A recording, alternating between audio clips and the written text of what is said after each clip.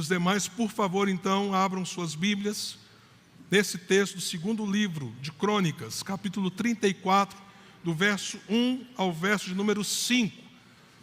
Nós estamos numa série de sermões em que, olhando para os reis do Velho Testamento, nós estamos procurando construir uma postura nossa hoje, como cristãos, na nossa sociedade, preparando o nosso coração para o exercício da nossa cidadania, mas fazendo isso com temor e tremor diante de Deus. E nós vamos avançar hoje pela manhã, e hoje à noite, às 18 horas, nós teremos o último sermão desta série. Segundo livro de Crônicas, capítulo 34, versos 1 a 5. Assim nos diz a palavra do Senhor. Josias tinha 8 anos de idade quando começou a reinar, e reinou 31 anos em Jerusalém.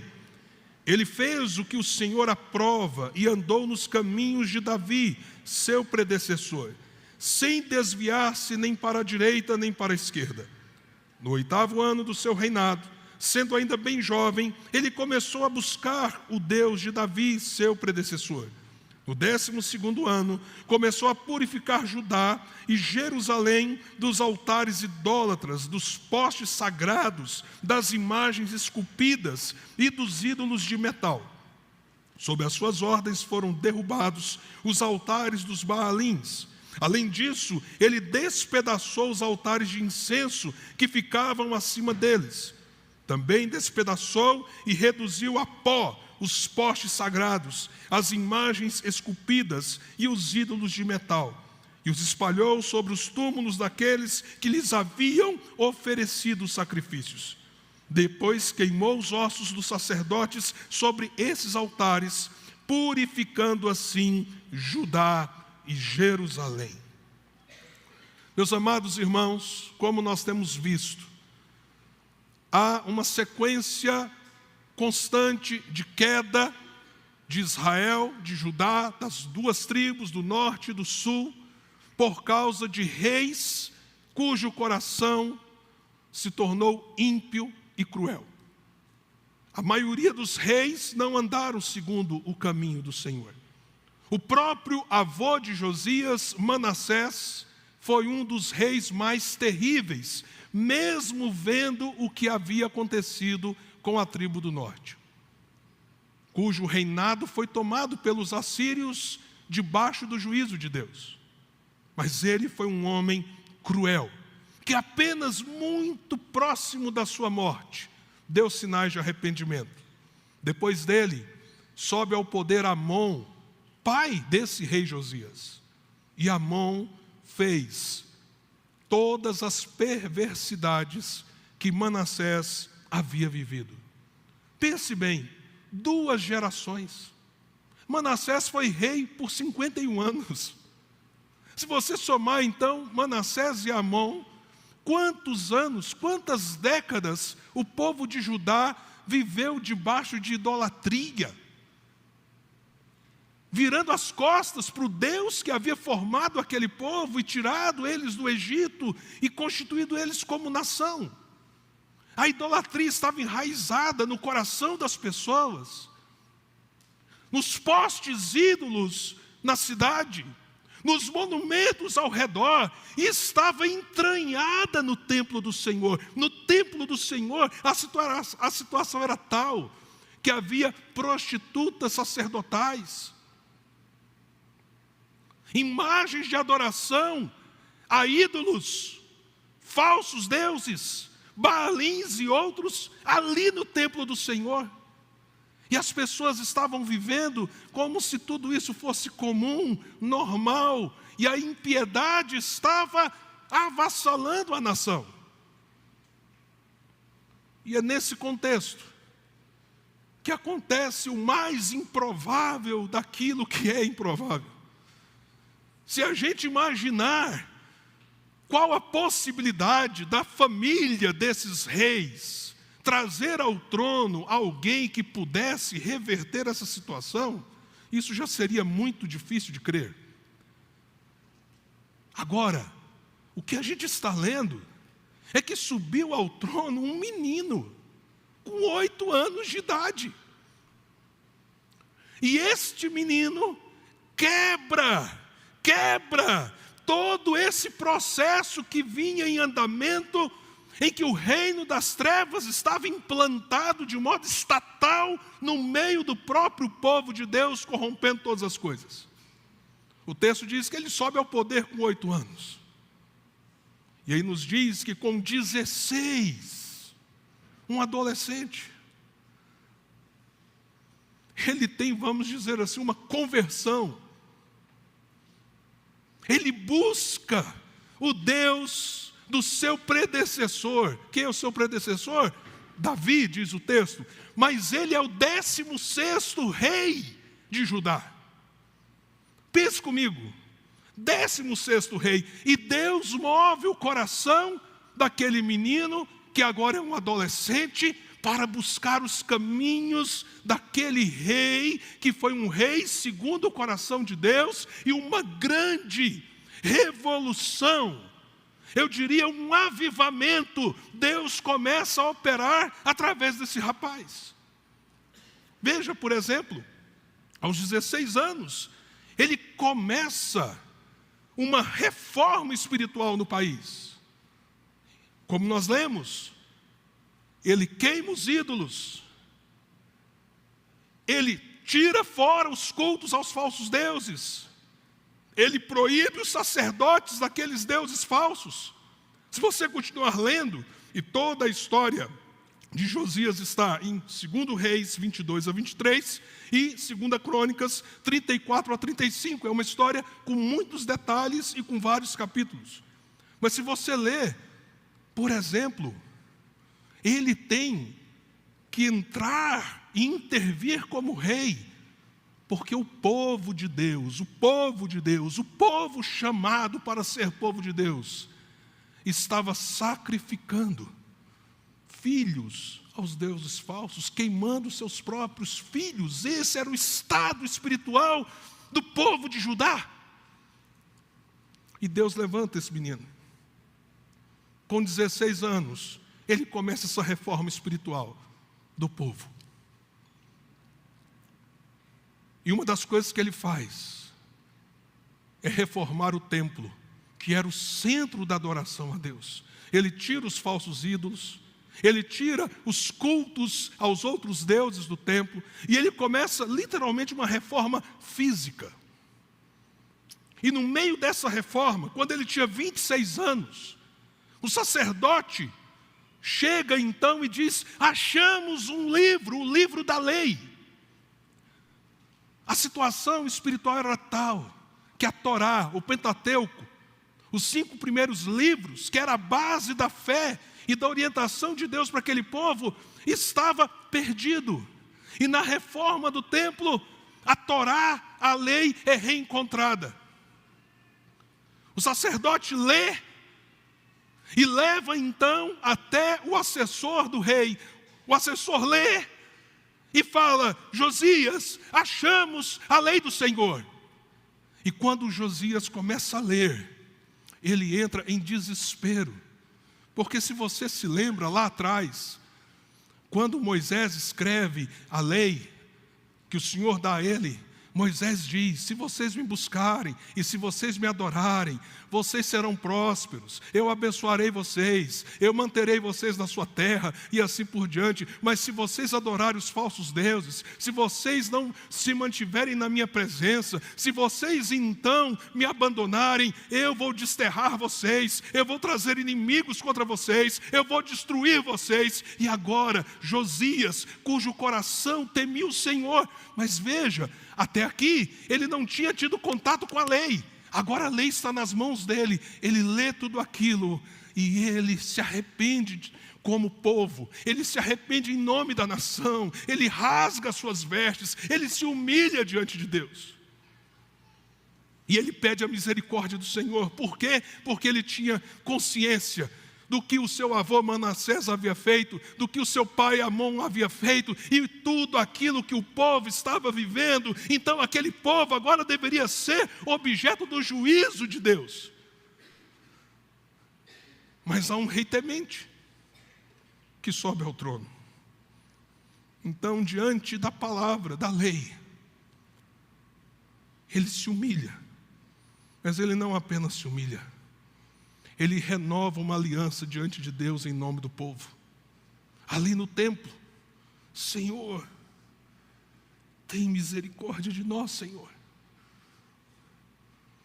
E Deus faz uma promessa para ele: Josias, enquanto você estiver no trono, eu vou poupar esse povo, mas a minha ira virá sobre eles. Que coisa, hein? E depois que ele renova a aliança, aquilo que ele havia começado, tirando os ídolos, proibindo o culto aos falsos deuses, ele sai numa empreitada de purificação espiritual do povo, porque a própria vida dele havia passado por esse renovo diante do Senhor. E por causa desse rei, Judá tem um respiro. Depois de tantos reinados maus e perversos, o povo respira e o povo volta o seu coração para Deus. E uma das coisas mais belas que acontece no tempo de Josias é que a Páscoa é restaurada. Lembram? Quando o povo saiu do Egito, eles recebem a celebração da Páscoa como a festa que deveriam lembrá-los do passado, que eles eram cativos e que Deus os tirou do cativeiro e que Deus os tornou um povo, uma nação. Mas também a Páscoa os lembrava do futuro, que Deus é o Deus perdoador, o Deus que mandará o sangue do Cordeiro para que o anjo da morte não nos ceife, mas para que nós possamos ter vida e passagem para uma nova terra. Isso era Páscoa. Por isso o povo deveria celebrá-la ano após ano, ano após ano, ano após ano. Mas a Páscoa estava esquecida. Contudo, agora, nesse reavivamento nos dias de Josias, e dentro desse processo que primeiro ele purifica o povo, após renovar a aliança com Deus, eles celebram a Páscoa. E a Bíblia diz, depois você leia esses capítulos que narram a história de Josias, a Bíblia diz que foi uma celebração tão tremenda que nem nos dias dos juízes, os dias dos juízes, irmãos, foram 4 séculos, nem nos dias dos juízes houve uma celebração da Páscoa como aquela. Sinal de que o povo voltou o coração para Deus. Contudo, talvez num momento em que o coração humano deixou-se levar com um certo nível de arrogância, Josias, sem a ordem de Deus, se levanta para marchar contra o faraó Neco II. E é interessante que o faraó diz: não venha contra mim, eu não estou indo guerrear contra você. E o seu Deus me falou que a guerra não é contra você, então não venha. Mas Josias vai. E Josias acaba morrendo. E assim o seu reinado, que teoricamente poderia ser mais longo, termina com 31 anos de governo. E aí o que acontece? O povo se apressa, sobe ao altar um novo rei, que é filho dele, o rei Joacás. E aí você pensa assim: bom, mas agora é o filho de Josias, então em nome de Jesus agora a coisa vai. Não. A descrição bíblica é que Joacás não andou nos caminhos de seu pai, e nem dos caminhos de Davi, mas fez o que era mal, como Manassés, nesse caso seu bisavô. E o povo cai de novo em derrota espiritual, como acontece depois com Joaquim e com os últimos reis de Judá. E aí você entende por que vem o cativeiro babilônico. Como consequência Mas a vida de Josias, aquele rei que começa a reinar com 8 anos, que estabelece uma reforma espiritual com os 16, que redescobre a lei do Senhor aos 26 anos, que renova a aliança, e que traz pureza radical ao povo, e que celebra a Páscoa. Aquele foi um tempo de avivamento, de renovo e de derramamento da graça do Senhor sobre aquela nação. Tive um professor que ele gostava de contar uma história. Diz que um grande teólogo, num país latino-americano, teólogo muito produtivo, morava numa aldeia nesse sentido eu digo assim, um pequeno vilarejo. Eu lembro até essa imagem me vem lá ao Peru, quem aqui já viajou com a gente, aquelas aldeias incas. E disse que lá tinha um senhor, um índio, idoso, que ficava lá vendendo batata. E naquelas regiões tem vários tipos de batatas.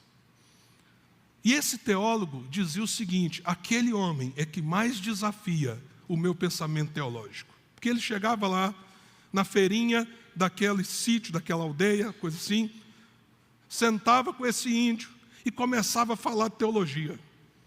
Aí esse índio tinha uma frase muito marcante. Beleza, o que isso muda o preço da batatinha na feira?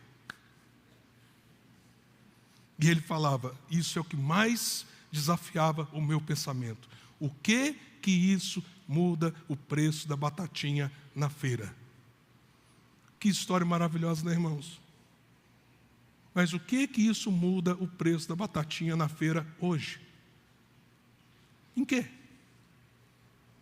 Eu penso que nós temos aqui 3 coisas extraordinárias, que de maneira muito objetiva, eu quero fazer você refletir.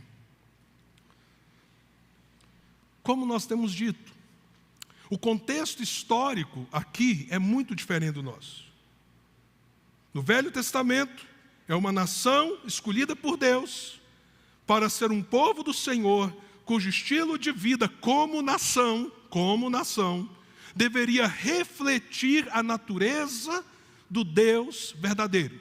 E assim, a nação que Deus formou deveria atrair as nações para conhecer o Deus verdadeiro. Essa era a missão deles, como nação. E dentro disso, Deus deu 3 ofícios: o rei, o profeta e o sacerdote. A igreja, hoje, é o povo de Deus. Mas a igreja não é mais uma nação político-social. A igreja é um povo espalhado em meio aos povos. A igreja é nação santa do Senhor, como diz o Novo Testamento, a fim de proclamar as virtudes daquele que nos tirou das trevas para a sua maravilhosa luz, mas não mais como uma nação física, geográfica, mas como um povo esparramado sobre a terra. É gente de todos os povos, línguas e nações, chamados para constituir um novo povo, uma nova nação, o novo Israel de Deus. Portanto, qualquer lição que nós tirarmos desse contexto, não envolve a ideia de que a nossa busca é achar um Josias para pôr no poder. Nós queremos muito e oramos, e devemos nos engajar para que pessoas justas possam subir ao poder. Nós precisamos dar o nosso voto sempre com a consciência de que aqueles que nós votamos precisam ter compromisso com a própria nação, de gerar desenvolvimento, de combater a miséria, de dar oportunidades, mas também precisa ter o compromisso com o Estado laico, onde a igreja não é o Estado também não é a igreja, mas o Estado entende que ele preserva a liberdade da igreja. Nós precisamos também votar naqueles que estejam o mais próximo possível dos princípios que expressam o reino de Deus. E aí você deve pegar a plataforma dos candidatos e pegar os princípios do reino, e talvez você não vai ter o melhor para você votar. Talvez você terá o menos ruim. Mas a gente deve orar pelo melhor, para que Deus levante homens e mulheres justos na nossa nação. Claro que devemos orar. Porém, não é projeto da igreja ascender ao poder e colocar no poder um Josias. Sabe por quê? Essa não é a vocação do novo Israel. Entendendo isso, que não é através do poder político, do poder econômico, que a igreja cumpre o seu papel. Então, quais são essas lições para nós, num contexto tão diferente? Primeiro, nós aprendemos com esse texto que nós precisamos focar nas novas gerações. Nós precisamos trabalhar pelas novas gerações. Como vocês viram, há um histórico de reis maus. Mas como é que vem um renovo sobre o povo? Quando Deus levanta alguém de uma nova geração. E levanta um menino. Um menino. Irmãos, às vezes é muito complicado a gente falar de testemunho próprio no meio de um sermão. Porque isso pode dar uma conotação equivocada de que o pregador esteja buscando trazer o holofote para ele. E eu queria a liberdade de contar algo sobre a minha história como menino. Não para trazer um holofote, mas para mostrar inclusive por que aqui nessa igreja nós temos uma preocupação tão grande com isso. Eu nasci num lar presbiteriano. Sou presbiteriano muito antes de ser crente.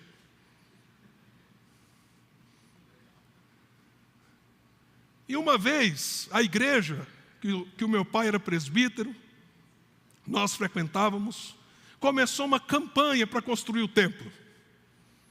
E o pessoal, vamos lá, vamos nos engajar. E o pastor com aquele ânimo, vamos trabalhar, irmãos, não tem dinheiro, mas Deus vai mandar. E a mão de obra não fazer como mutirão. E eu estava sentado assim nas primeiras fileiras. Eu acho que eu tinha uns 7 anos. Aí o pastor falou assim: com quais homens eu conto aqui nesta manhã? Aí eu fiz assim: eu! Aí o pastor fez assim: tá bom, filho, tá bom, senta. Aí eu sentei. Aí ele falou assim: com quantos homens eu vou contar nessa manhã? Infeliz. Aí eu não pude ir no mutirão. Entende? Ele não leu a história de Josias. Tá bom, talvez eu fosse um ano mais novo.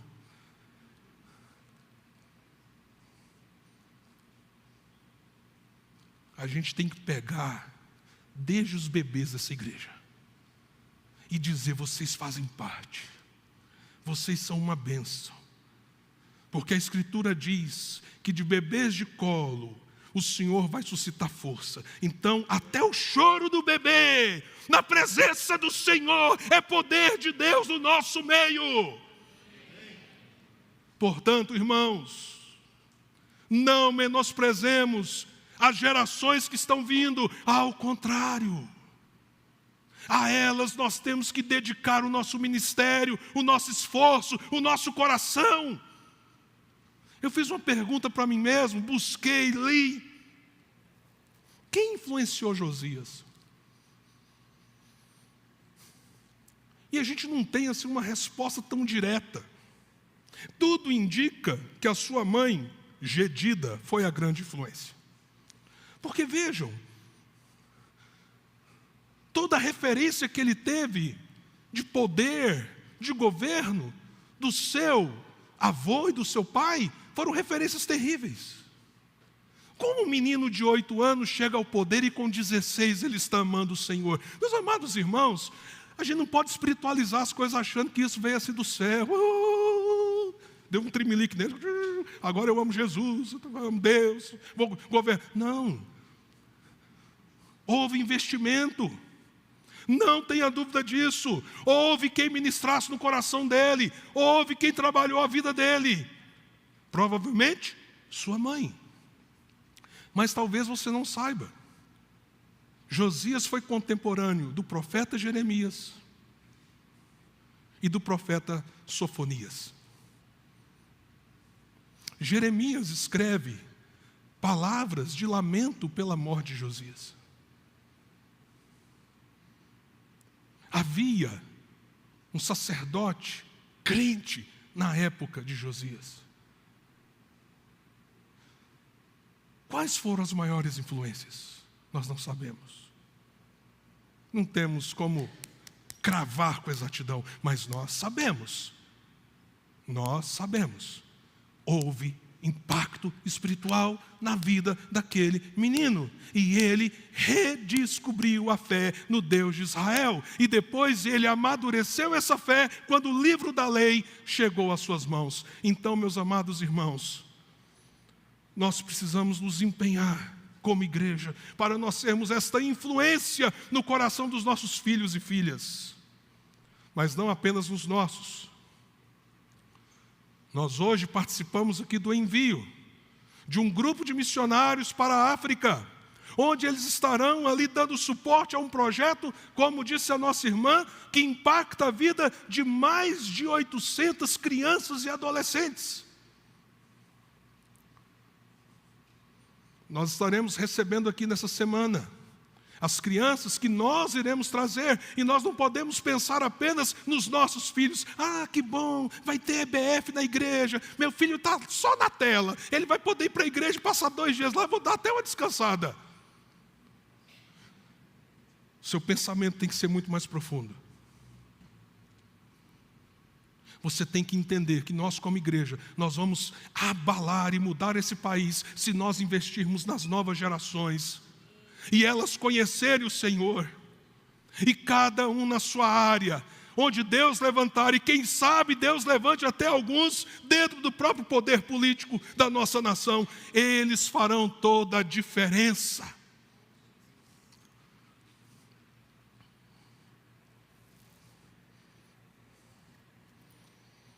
Mas há outra coisa que a gente descobre aqui nesse texto.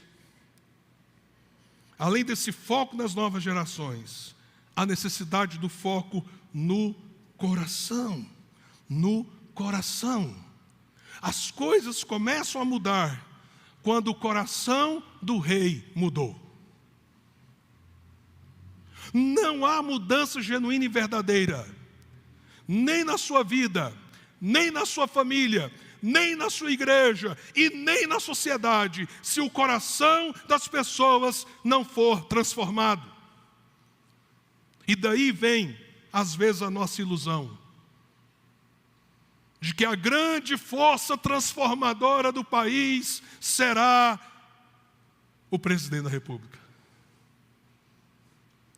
Ele é muito importante, no papel, inclusive, que Deus concede a ele como autoridade. Não, mas o que nós precisamos, tudo vai mudar se a gente mudar o Congresso. Que Deus abençoe e que muita coisa mude.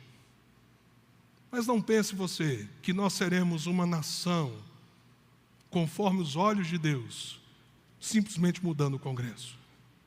Não, mas se mexer no judiciário, o que muda o coração humano? O que transforma o coração humano? Ricardo, vem aqui um minutinho. Eu sei que você está de férias hoje, né, como pastor. Para quem não conhece o Ricardo é pastor na Igreja Presbiteriana de Hidrolândia, Igreja Manancial, que é filha nossa aqui dessa igreja. E o Ricardo, a gente caminha muito junto, somos amigos mesmo, de longa data, e trabalhamos muito juntos. Isso tudo começou quando a nossa igreja, como fizemos agora com o Pires do Rio, nós adotamos o trabalho em Hidrolândia. Ricardo, essa semana, naquela live do Life on Life, você contou a história de uma pessoa. Uma pessoa. Você pode rapidamente contar para os irmãos a história dessa irmã?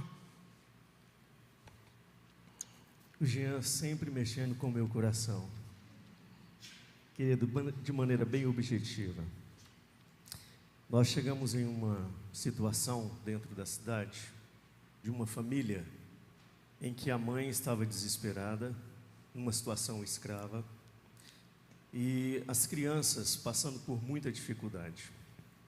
Ela já tinha procurado ajuda na assistência social, já tinha procurado ajuda no conselho tutelar, e a própria primeira-dama disse: olha, nós não temos muita esperança, porque enquanto eles estiveram lá nessa manhã, ela disse que ela iria tirar a vida das crianças e depois tiraria a própria vida dela.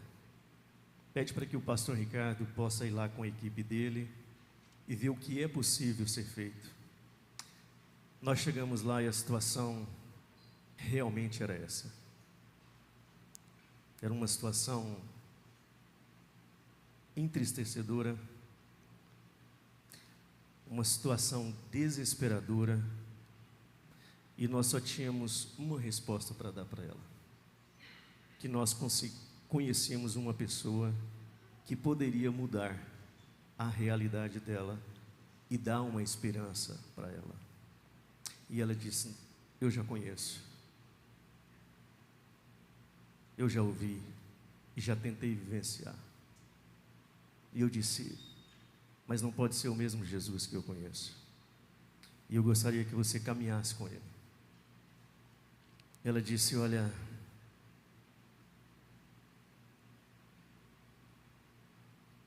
isso me emociona muito, porque ela disse: eu não tenho uma outra oportunidade,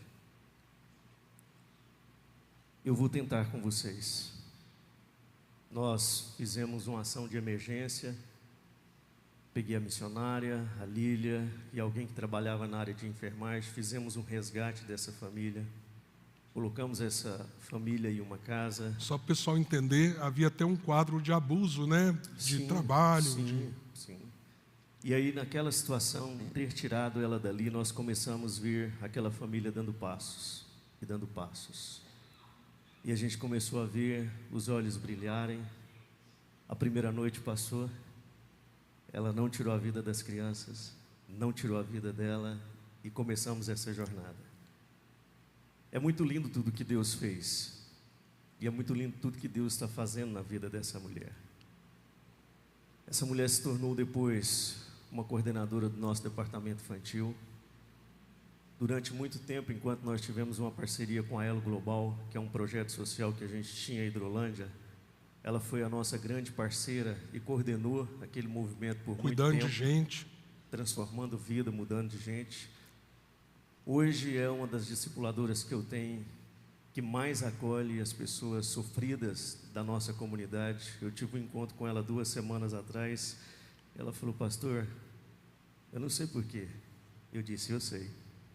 Porque só você pode entender o coração dessas pessoas.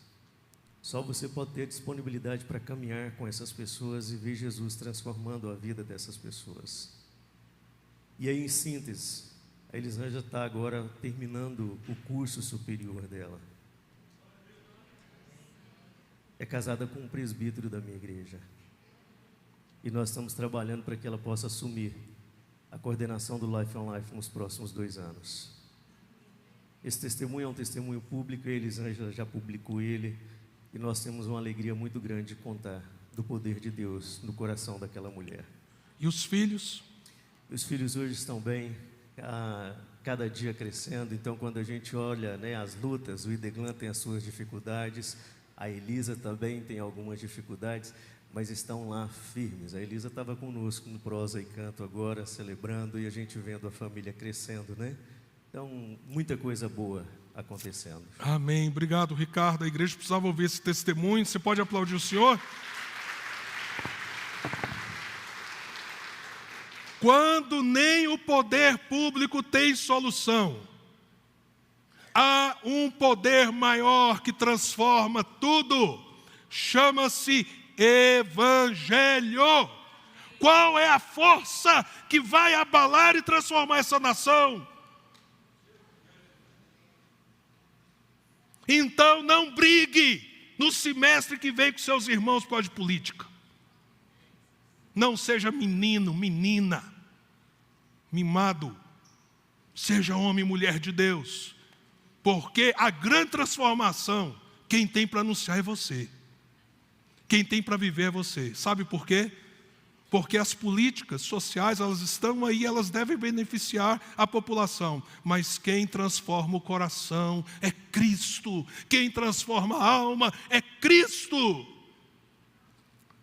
Eu e Ricardo estivemos, pouco tempo atrás, dando treinamento numa igreja congregacional no Rio de Janeiro. Essa igreja fica um pouco abaixo de um dos morros mais perigosos de São Gonçalo, Morro do Feijão. Essa igreja começou a discipular pessoas.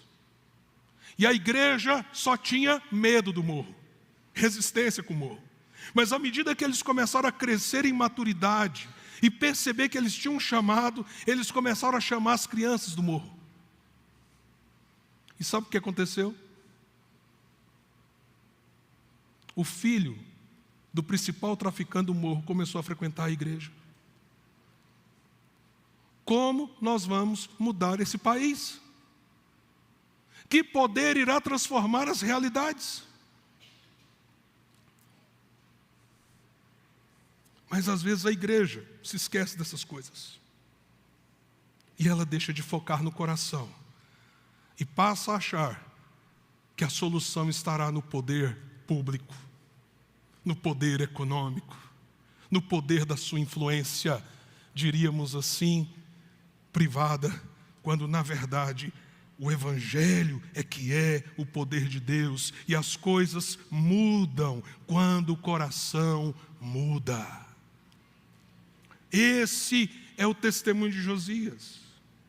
E por último, irmãos, a gente aprende com Josias essa importância no foco das novas gerações. Investir naqueles que estão vindo. O foco no coração, porque é ali que acontece a mudança. É por isso que nós temos que louvar o Senhor pelos nossos irmãos que, por exemplo, estão dentro dos presídios. Vai dizer para um irmão que um dia foi bandido e que o Evangelho alcançou na cadeia, e hoje ele é pastor, e ele vai na cadeia pregar o Evangelho, que bandido bom é um bandido morto. Ué, ele foi bandido. Bandido bom é bandido morto, na cruz de Cristo e ressuscitado em Cristo. Aí é o bandido bom, ou ex-bandido, na verdade.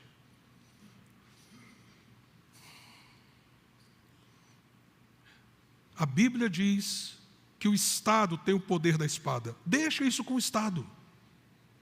O Estado tem o poder da espada. A igreja tem o poder da espada. Essa é a nossa espada. E ela é mais poderosa do que a espada do Estado, que está aí, sim, para conter a violência, e deve conter a violência do coração humano, mas a espada que entra no coração, penetra na alma e transforma o indivíduo, mesmo que seja o pior dos pecadores, é a palavra de Deus. Esse é o nosso esforço, esse é o nosso empenho, esse é o nosso ministério, esse é o nosso foco. E aí, onde Deus te colocar, vai ser eleito presidente da República lá na frente. Você pode ser alguém com o coração de Josias. Mas o seu papel ali, se um dia você for eleito, não é o mesmo de Josias, mas é ser um homem de Deus na posição que Deus te colocar. Por isso, irmãos, nós precisamos orar pelo nosso irmão André Mendonça.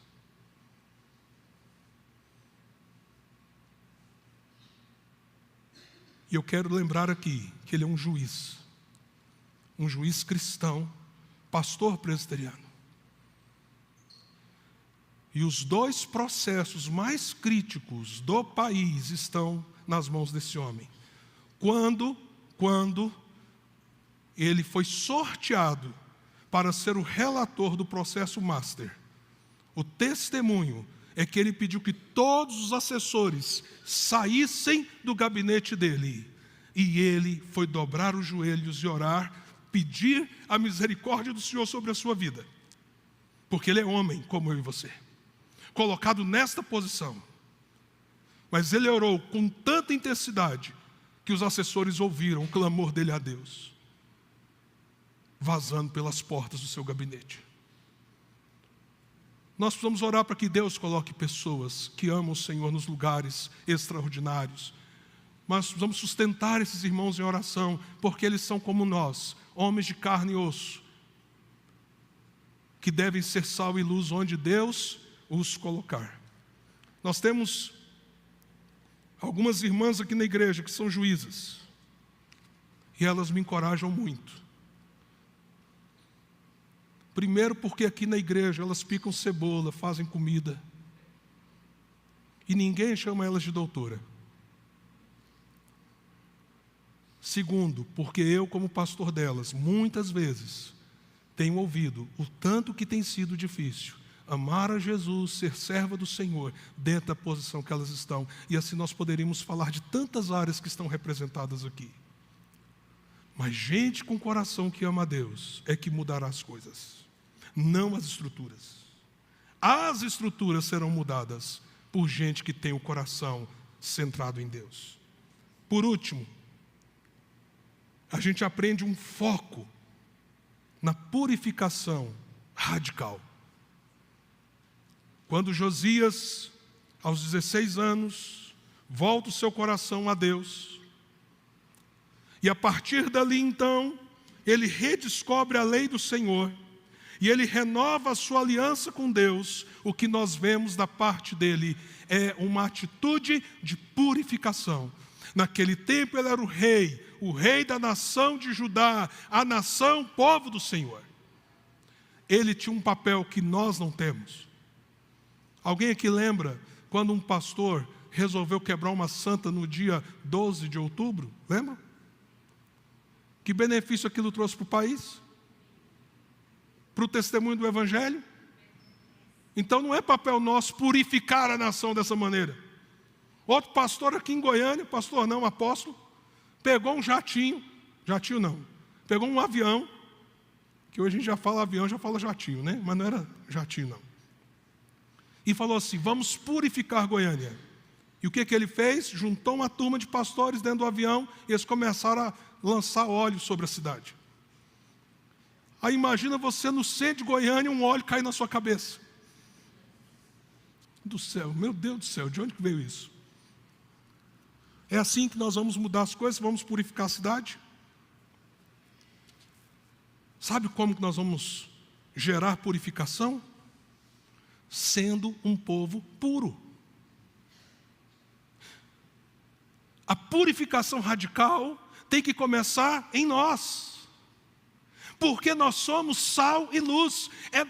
Não é óleo que cai do céu para ungir a cidade, e aí automaticamente, com muita oração, a cidade ser do Senhor Jesus. Não, meu irmão, é você, cuja vida pura diante de Deus é um impacto profundo onde você está. Na repartição pública, no hospital, no comércio, na escola, onde você está, no seu bairro, no seu condomínio, até naquele churrasquinho da família. Uma vida pura diante de Deus. Então, aonde que a gente tem que destronar os ídolos? Onde que os ídolos precisam ser derribados? Aqui. Onde que eu preciso olhar para a cultura que me cerca e perguntar, ela está me mudando ou eu estou mudando a cultura ao meu redor? Ela está me absorvendo ou eu sou um elemento com os meus irmãos de transformação da cultura que está aí. Por isso, às vezes, assusta. Determinadas postagens, determinadas posturas, determinados namoros com o pensamento deste século, concessões que fazem com que a nossa vida, no fundo, o que está acontecendo? Alguns postes ídolos estão surgindo. Às vezes na sexualidade, às vezes em torno do dinheiro, às vezes numa busca profunda pelo conforto, às vezes numa tentativa de aceitação a qualquer preço da parte dos outros, esquecendo que eu fui aceito por Cristo e eu sou amado acima de tudo pelo meu Deus. Quais são os ídolos? O nosso papel não é por aí sair destruindo. Vejam só, por exemplo, voltando ao Rio de Janeiro, alguém diz assim, toda vez que eu vou no Rio, eu ouço alguém dizer assim, o Rio não é para amadores, e não é mesmo. Aí lá tem um cara, no Complexo de Israel, que ele se diz um traficante de Deus. Ele abre Bíblia, prega, o pessoal chega com os fuzis. Isso tem reportagem, gente. Isso é público. E um pequeno detalhe. Qualquer um que abrir lá um terreiro de candomblé vai levar pancada. Porque ele está fazendo tudo em nome de... Entende a loucura? Mas como isso é possível? Pastor, como isso é possível? Porque o falso Deus, às vezes, se traveste até de um falso Jesus. Um falso Deus, ele inclusive, às vezes, pega a própria Bíblia. Satanás não tentou Jesus com a própria palavra de Deus? Então, a grande questão da pureza é o nosso coração, derribando os nossos ídolos, para que nós possamos ser sal e luz. A igreja evangélica de Goiânia é mais de 35% da cidade. Então o que está faltando não é igreja nem evangélico. O que está faltando é evangélico e igreja sendo sal e luz. Para isso acontecer, o que o povo evangélico da cidade precisa fazer? Derrubar os seus ídolos, inclusive os ídolos do poder, que acha que no poder político é que o reino de Deus se manifestará. Eu espero que ao final dessa série, que nós vamos terminar hoje à noite, falando daquele que é o rei, do reino que já veio, mas ainda não veio em plenitude. Eu espero que nesse mês, esse mês tenha te ajudado, meu irmão, a entender quem você é, a entender a mensagem que você tem, a entender que você é peregrino aqui, você tem uma cidadania aqui como brasileiro. Amanhã, torce pelo Brasil, canta o hino nacional, grita quando fizer gol, mas seja muito mais intenso quanto ao reino celeste que o Senhor te tirou das trevas para a sua maravilhosa luz.